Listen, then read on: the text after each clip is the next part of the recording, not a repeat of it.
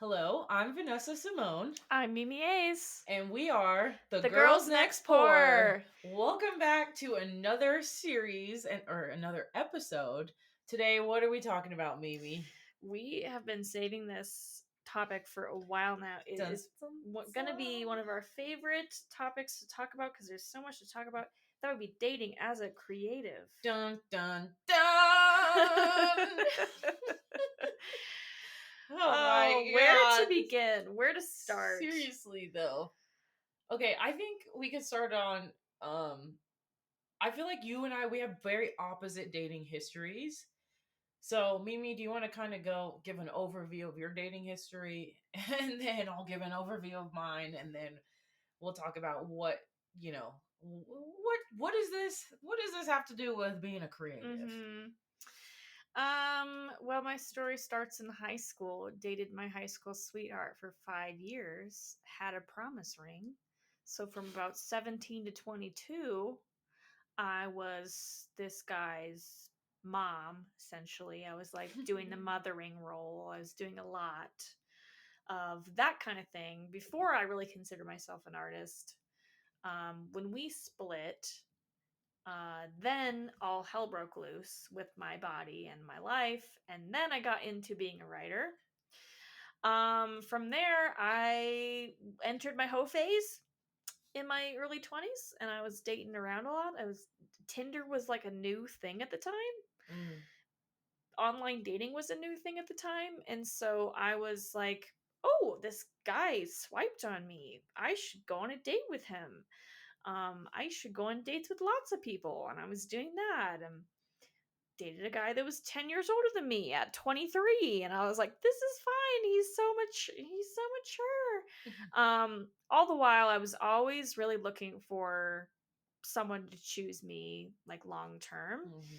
And so I don't do too well with casual dating because guys get the sense I'm pretty serious minded, and once they understand that, they run for the hills. um The wrong ones. yes. Yes. But that being said, it opened all these guys kind of leaving, rotating door of guys. Eventually I just kind of pumped the brakes, Mm. and I was single for 8 9 years. Was it really that long? It was a long time. Wow. Maybe it I wasn't thought it quite was eight only like years 3. It's No, definitely longer. Wow. Okay. no, I Hmm. mean 2016. I guess 2016 to 2022. Okay. Hmm. Okay, so what is that? I can't math. Yeah, that's 6 years. Okay, yeah, so 6 years of That's a pretty singleness. decent amount of time. Yeah. Yeah. And kind of on and off the dating apps for a while, but then finally off. And then once I was really confident and really strong in myself, I met another man who then ruined my life for a year and a half. And I say that with like all the love that is possible. It was very fairy tale, very romantic, very fast paced romance. But at that time, for that year and a half together, I pumped the brakes on my art and my Mm. craft and myself, and I abandoned myself and became again a mother to this guy's dysfunction and buffoonery. And it's taken me a long while to feel like I'm fully healed from that. That was a year and a half ago, which brings us to today. So that's kind of my dating history from 17 to 33. So there you have it. Yeah.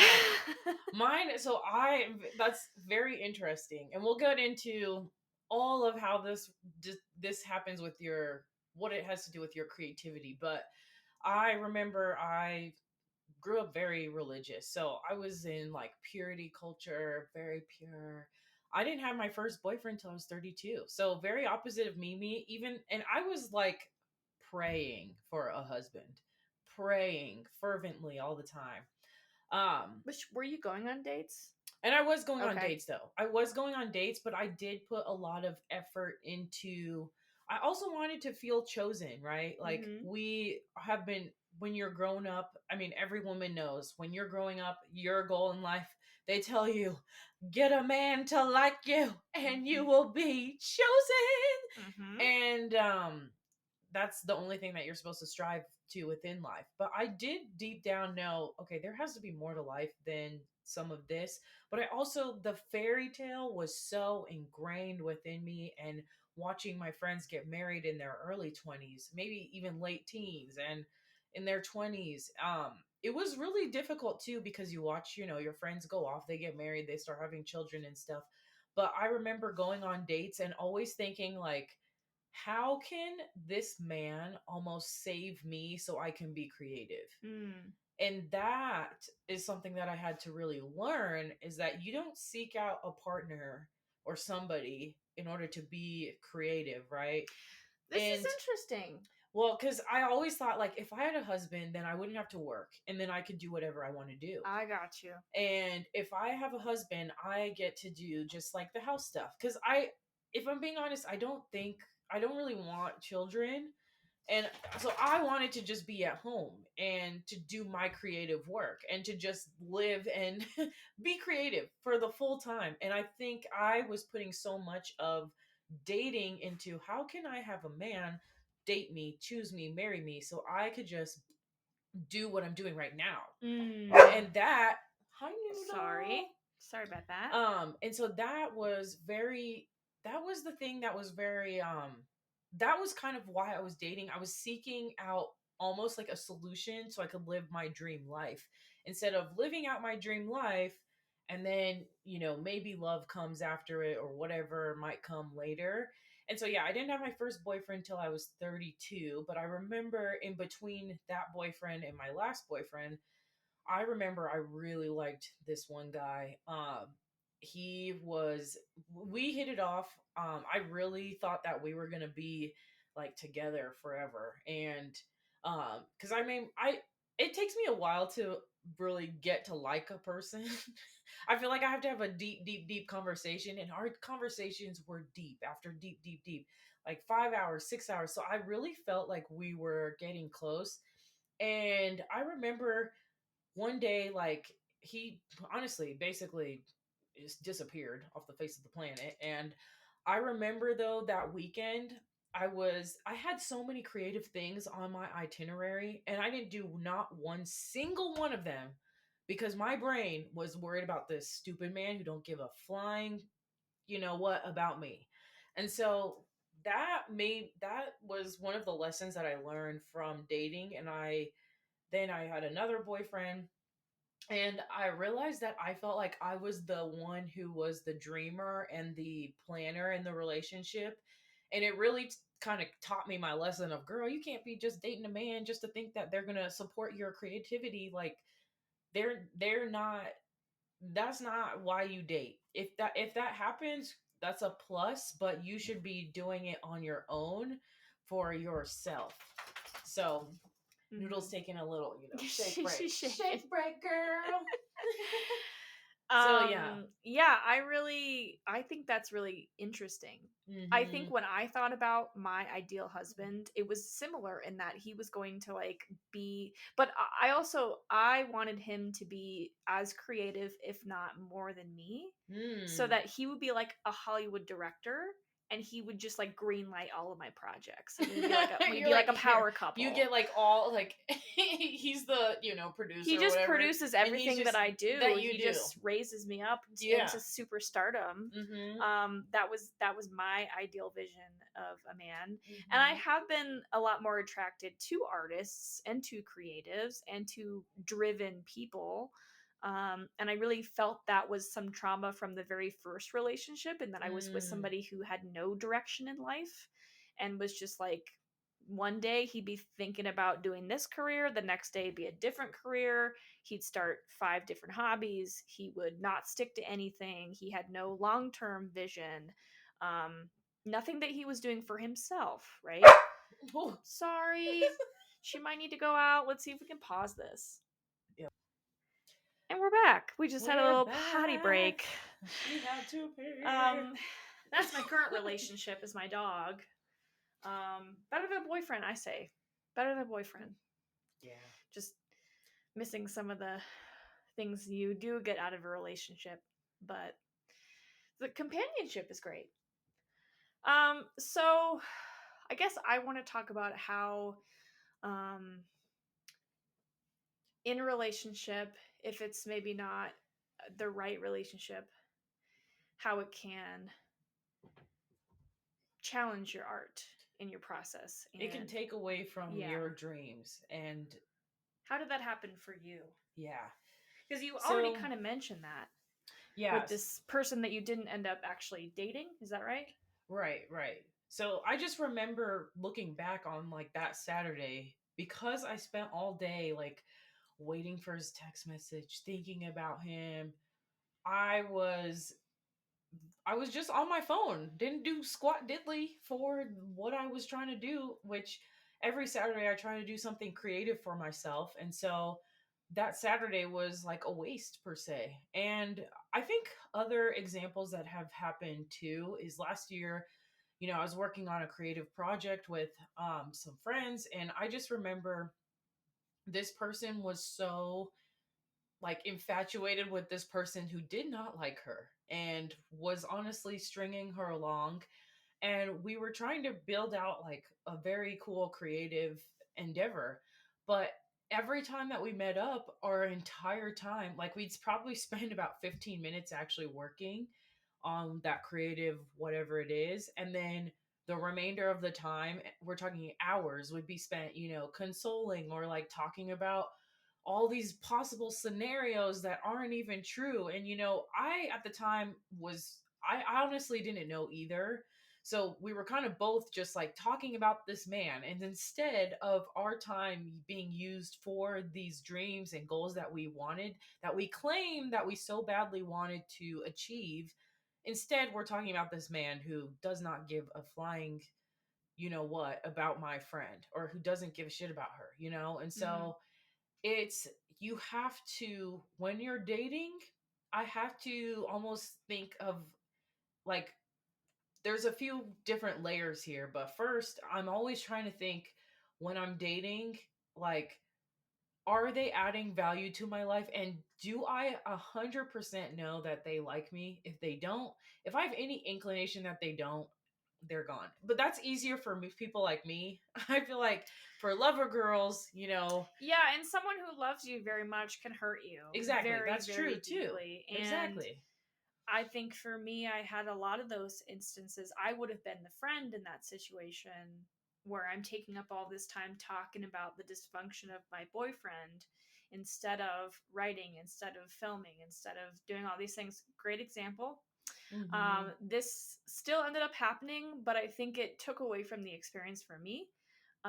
I was going to make this music video with this song that my boyfriend and I had written, Mm. and it was for this kind of other project I was doing, and it was a music video, and I'd never made one before, and so I was super excited. We had this like young kind of filmmaker that was in school who was using it kind of as her portfolio video.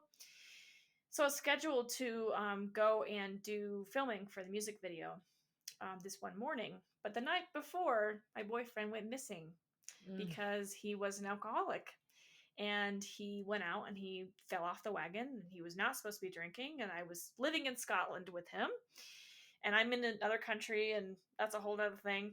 But he did not come home that night, and it wasn't God. until the next morning that he rolled up, and I honestly thought he was dead. I was expecting the cops to come and say that they found his body.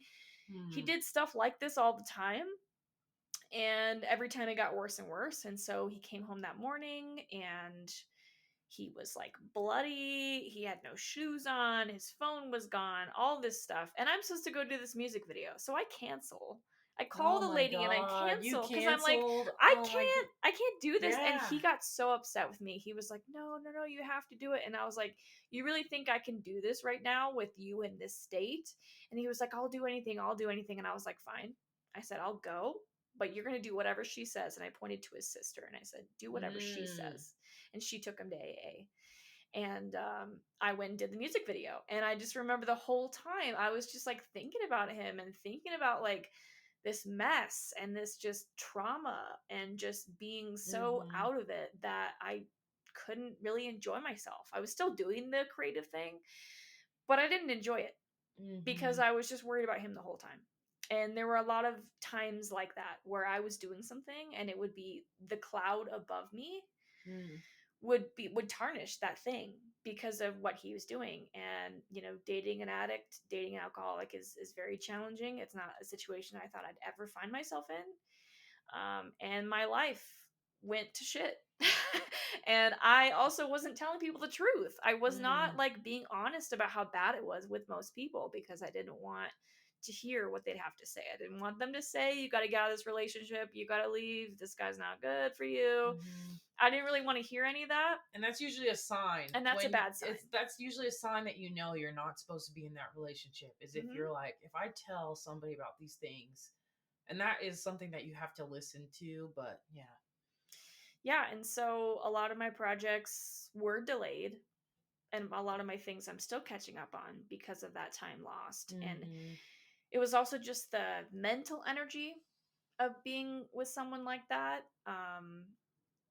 All my brain space was really wrapped around him and him being okay all the time. Mm-hmm. And so there wasn't a whole lot of time to be creative. Or I did manage to, I was writing once a week for my newsletter. I was doing that. That's good. Yeah. I did push through some of that at least to try and build my base on my newsletter. That's Right. when I started it, was during that time. And maybe for me, that was like an escape. Yeah. It was like my way to like, okay, I get this 1 hour like once a week to really sit and write this thing that is just for me. Mm-hmm. And I really used that space as an escape because of what I was going through in that relationship. Mm-hmm. Well, you do bring up a good point with you writing, because do you think that while you are going through the trenches, your art is you can build really great art from lessons learned from that, or even during that? Because I mean, if you think about some of your best songs, some of them are breakup songs, right? And so do you think that your art is better during, or do you think it's better after the lessons are learned? Or do you have to make sure you're in the process and making sure that you're regurgitating how you feel in that moment to make sure that the art comes out as raw as possible, even though you might not be in the best relationship? Right. I think it it was complicated for that relationship because I did do some writing that was honestly journaling. It wasn't even like Yeah. I was trying to write for anybody else. Mm-hmm. I was journaling about this experience, and that was super raw and super vulnerable for me.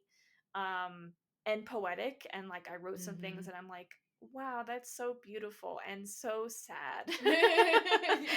And like, sad Mimi is not a fun Mimi. Like she's cute, but she's Mm-hmm. sad. She's sad Mimi. And so Mm-hmm. I was sad Mimi for a long time. And yes, I think the stereotype of a tortured artist, yes, I do think a lot of times out of my misery I have been able to be really vulnerable and really raw Mm-hmm. and honest. But I think in this case for me, some of my projects I didn't even touch. Like my Right. documentary, I didn't even touch it. I wasn't looking at my footage. I wasn't talking to my editor or my cinematographer. I wasn't Mm-hmm. thinking about doing film shoots because I just couldn't. It was just every bit of brain space was dedicated to that relationship, to keeping him Mm-hmm. afloat. But similarly, like when I'm single and I'm on the dating apps, a lot of my projects also don't get touched because I'm just all my time is swiping. I'm swiping Mm-hmm. all the time. Even when I've got one eye on the TV and one eye on the phone, I'm swiping, my life Mm-hmm. depends on it. And that takes up a lot of energy and a lot of time. And then you think about like when you go on a date and it's not great, or even a lot of times I can't even get to a date because the guy can't even pick a place and a time and confirm the place and the time. And Mm-hmm. so a lot of the times my frustration can take away from my art and my process because I'm just so frustrated Yeah. at the situation. And that takes away from being in a calm, regulated space Mm-hmm. where I have the weekend. I'm not worried about someone's undiagnosed son freaking me out because they're doing some shady shit. I Mm-hmm. have the weekend and I get to write, or I get to film, or I get to go with a friend and go see a movie, or just live my life. And I think like there's a balance between being a tortured artist and using your pain as your art, and just sitting in your pain and like not being able to really fulfill your dreams because you're in so much pain. Mm-hmm. Yeah, that's really a fascinating way to put it, because I think, like you said, there's also so much nuance with it. When you are an artist and your headspace can't be clear, like obviously we're all going to come up on times when we can't be clear in our head, but it's like, can you write something down or something to take the emotions of that moment and maybe turn it into something? But also, we're not saying stay in an unhealthy relationship so you can make art, but also there's the portion of the nervous system that needs to be regulated in order for you to move through, to have clarity, because a lot of times our best ideas and our best clarity can come after something, but after we've taken the time to sit with it, to think about it, and then clear our head and clear our mind and drain our brains, and then that idea or the emotions that we want to, like, the art that we want to create can come from that too. And I think um I'm like curious of what you've learned so far and what you're going to take too. But I want to say, I think now, because I was looking at trying to find a husband in order to build time for myself, but I'm in the process of learning how to know I can be the source. Like, income can come through me, right? It doesn't have to come through a man. Like, nobody said that. Money doesn't care what you are, you know. Money can come to you, however, stability, finance, whatever it is, can come to you. And I think I was seeking so much for a husband to be that role of like provider, in terms of like, then I can create, you know. But it's like, okay, but if you haven't had the experiences of creating, it's not like your life starts when you get married, and that's what we have to learn for ourselves. So I Or think, unlearn. or yeah, sorry, unlearn, yeah. And so life does not begin when you're in a relationship, when you're in this. It is happening now, and we can't be watching our life pass us by and thinking, oh, I should have, like, I should be this by now and this by now. But no, it's like, what do you have in your moment, right now? Because I think it also is kind of a gratitude in a way of what you have the ability to have your dreams come true. Like, it's your dreams, they've been given to you, not to somebody else. So you have to act upon them. So I'm learning to be independent when it comes to my dreams, instead of relying on somebody else to allow me the time to fulfill it. Because if you actually want it, you're going to go after it, right? So that's kind of where I am. And then in terms of like dating, I think the way I'm seeing it now is I'm just like, I am just going to be who I want to be and be who I am. And if something comes, great. But I've also come to the terms with that I might be single for the rest of my life. And I'm genuinely okay with that. Like, I actually enjoy being single more than probably most people. But yeah, what are your lessons that you think you kind of learn from Yeah, yourself? I kind of want to go back to like you talking about like documenting things in the moment, because I feel like Mm, I have mm-hmm. learned a lot from reflecting on dating situations. And so I will write. Every guy I've ever dated has been in some form of my writing. Mm-hmm. Whether that's a stand-up joke, or it's a chapter of my book, or he's in a scene of my book even. Um my whole like first book has like a series of men that I dated trying to find myself. My second book has a whole chapter about men that I've dated. And it's I learn a lot from in the moment reflecting on how I feel, and then later I need time to compost. Like Mm-hmm. I need time to let those ideas settle, and then when I have space and distance from it, then when I'm in a clear regulated space, I can go back to that chaos that I wrote about and be like, "Hey, level-headed Mimi, what does she think about this situation?" Well, I can give Mm-hmm. myself some grace and be like, "Hey, I didn't know what I didn't know." And I had been drinking the Kool-Aid that men equaled value. And so, of course, I was dating all these guys. Of course, I was trying to find a man, being really gentle with myself, right? And then when it comes to the future, I have such boundaries now around what I will and won't accept because of what I've been through. It is going to be very hard to find a man. That's just the statistics of it, because my standards and my boundaries are at a certain level where I will not accept this. The list is long. It's a lengthy list of things I will not accept. And so that just means it's going to take extra time. if it ever does happen for me, it's just going to be, they're going to have to honestly fulfill all of those boundaries and meet all those things. It won't be perfect, but it will be damn near perfect because I deserve that and you deserve that. And so I don't want a man to distract me from my dreams right now. I actually got real upset at my mom the other day because I was going to a sports bar, to go watch the Avs game. Oh yeah, nice. With some friends. And I was wearing a t-shirt and like yoga pants and a fuzzy sweater. And I had like light makeup on. It wasn't anything crazy, no lipstick. I was just like, my hair's down, whatever, or in a ponytail. And my mom's like, "Don't you want to get like sexy? Don't you want to like put on a little skirt or something? You never know who you're." And I'm like, "Mom, please, please." And I said, "Why? For what? So a man can distract me for another year and a half, and so my book won't come out, and my film won't get done, and my shit won't get finished? Why? Tell me the reason. Tell me how that's worth it. For me to meet a guy. Like, I'm not going to be looking for that." And I think when you stop, it is really true. When you stop looking for that, you open up a whole other possibility and a whole different aura and energy that you are not looking at every person wondering if they're going to be your husband. Is that going to be my next husband? It's out of desperation. Exactly. And I don't want to live in that space anymore. And energy can feel the desperation. Like, your desperation energy can be noticed and felt. And so it's deterred from people that you may want to date or whatever. Because same, I used to, with every trip, because even though I did a lot of things in my 20s, it's almost like every endeavor I went to, every event, every time I flew on a plane, every time I went to a new destination, I was like, maybe I'll meet my husband here.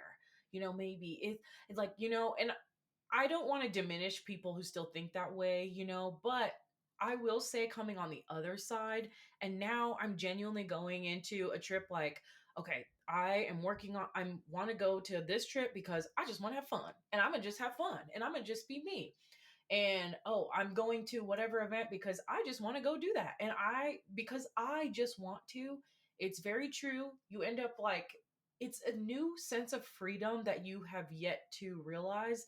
And there is a sense of freedom that comes when you can be okay with the fact that you're single, regardless of whether or not you're partnered or not. You have enough love for yourself to know whether you have enough love for yourself, regardless of whether it is you get a partner or not. You know so deeply that your value isn't tied to being in a relationship, to being in any of that. That is freedom, I tell you, because you are not constantly bombarding your head with thinking about your value is tied to another person and distracting you from the dreams that you have that you want to get into, because now your mind can actually be occupied with your dreams. And when your mind is like occupied with all of the things that you enjoy in your dreams, it actually helps, like, I can't remember the like neurological things, but it helps spike all the happy things in your brain. So the more you think about your dreams and how you're going to get there and the execution of those things versus tying it into a relationship or something that isn't serving you, because I'm not saying don't be in a relationship. Don't be in one if it's not serving you well. If it's not healthy, you should not be in it, because it is taking you from what you actually want out of this life. So, and I want to speak to the positive side of dating, because I was in one healthy relationship, believe it or not. That's very good. While I was actually working on my first book, and I was finishing up my first year as a teacher. So I had a really, intense job, and I was writing on the weekends and in the evenings. So I was doing the 9 to 5 and the 5 to 9 thing. And I was in a really, really healthy relationship with another creative person. And the benefit of this was that we would dedicate our weekends to doing our art. And they had their own art. They would pull out their sketchbook, and I would have my laptop. We'd be sitting at a coffee shop. We'd grab a croissant, grab some coffee. And then, we could have some back and forth about the art. We could talk about hey, what are you writing? Oh yeah, I wrote this really cool scene. Do you want to read it? Oh, what are you sketching? Oh, that's really cool. I could really have a great experience with my art with this person. And that was the one time I felt like, if you could find somebody who was really supportive and understanding of your art. And they don't have to be an artist, but it does help if they are creative in some way, that they have something that they're working on and they have dreams of their own. So they're going to be pursuing them as well every second that they can. And so that's going to rub off on you. You're like, hey, they're sketching. Let's turn off the TV. Let's write tonight. You know, like having that sense of like, we're in this together and we're both trying to fulfill our dreams was really, really beneficial for me at that time. And I was still building my confidence. And so I did need someone who could lift me up in that way. And I was lucky to have that relationship for the amount of time that I did. RIP, healthy relationship, you know, like it ended and it was beautiful. And, you know, like I really savor that. Like I think back on that a lot because I know it's possible to find a partner who does lift you up and doesn't make you feel bad about your dreams. That's another big red flag. And it comes from insecurity of the other person. But with my last relationship, it became not like, hey, when are you going to apply your next one woman show? When are you going to write your next one woman show? When are you going to film? When, you know, it wasn't like curiosity about the art. It was tearing it down. So then it became all your work is self-indulgent. And then it became, you have a one woman show and that's so icky and it's bad and you're bad and your film is bad and your art, it was really nasty at the end. It was like daggers were being thrown directly at my art and into my heart. And it was entirely because of their insecurity, because they could see that I was glowing and trying to glow, trying to shine. And instead of lifting me up, that made them feel a sort of way about their art and their creative life not taking off. And so all they could do was tear me down. So if anyone ever is throwing mean things to you about your art, red flag. It's such a red flag. And it doesn't have anything to do with you at that point. It's they feel bad about themselves. And you cannot be with someone who feels bad about themselves. You can't. That's my biggest lesson in all of this is if someone does not love themselves, it is always going to fail. You are never going to be able to break through. You are never going to have a healthy, happy relationship if somebody is deeply hating themselves. It's just not going to work for you. And you will start to hate yourself too. You will not have the same kind of self-love you did before going into the relationship, because this person's aura kind of takes up that space. And we've been talking about taking up that space. And what you should be able to do realistically in a healthy relationship is to take up all the space you want.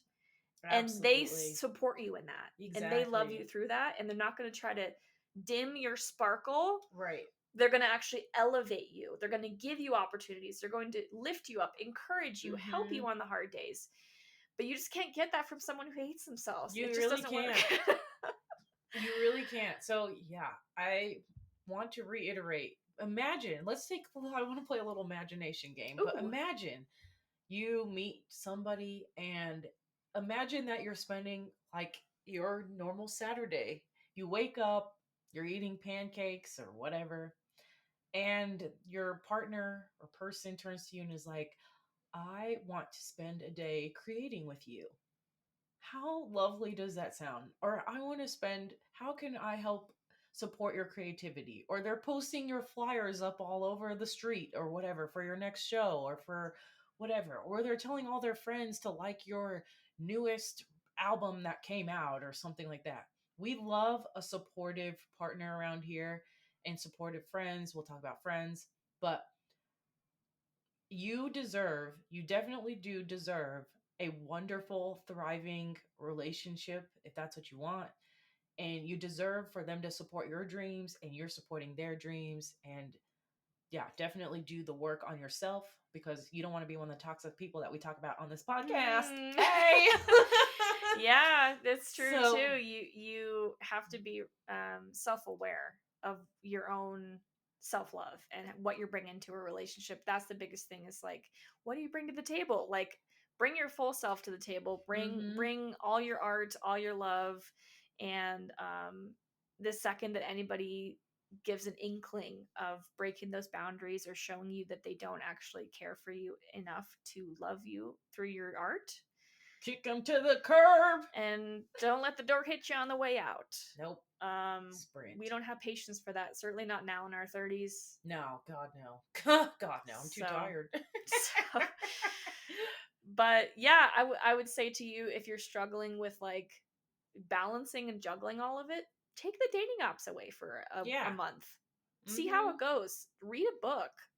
Like the cutest date I saw, and I think we should do this date actually. Okay. Just you and me. Yeah, let's do it. I'm already down. I saw this on Instagram, and it was a coffee shop crawl with books. Or with so they each were reading a book. So they would go to the first coffee shop, they'd get a coffee, and they'd get a treat, and then they would sit and they'd set a timer for 20 minutes, and they'd read side by side. Oh, that's I'm reading my book, cute. you're reading, I'm reading yours, whatever. We're reading books, and then timer goes off. Okay, we're good. Next location, we'll find a park. We get another coffee. We sit, timer, 20 minutes, read. And you just like, you catalog, oh, I read 20 pages, like you're reading, and it's a crawl. It's a reading crawl. And I thought that was the cutest date idea I've ever seen. Cute. That is... I love a man who can read. Where are you? Keel over. Where are you, man who reads? They're out there. They definitely are. Yes. Yeah. So, yeah.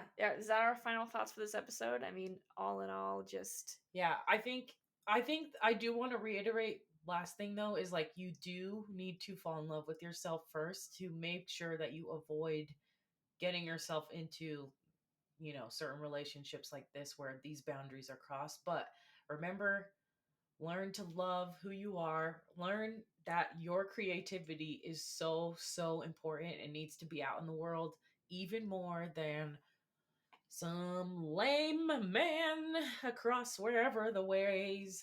Yeah. It's sacred. Your art and your creativity is sacred. So keep it safe. Yes. Especially if you're going to be dating, keep it sacred, keep it safe. Mm-hmm. And if you feel like they are attacking that space, gotta go. Gotta go. And thank you for listening. We are the Girls Next Door. See you next time. Bye-bye.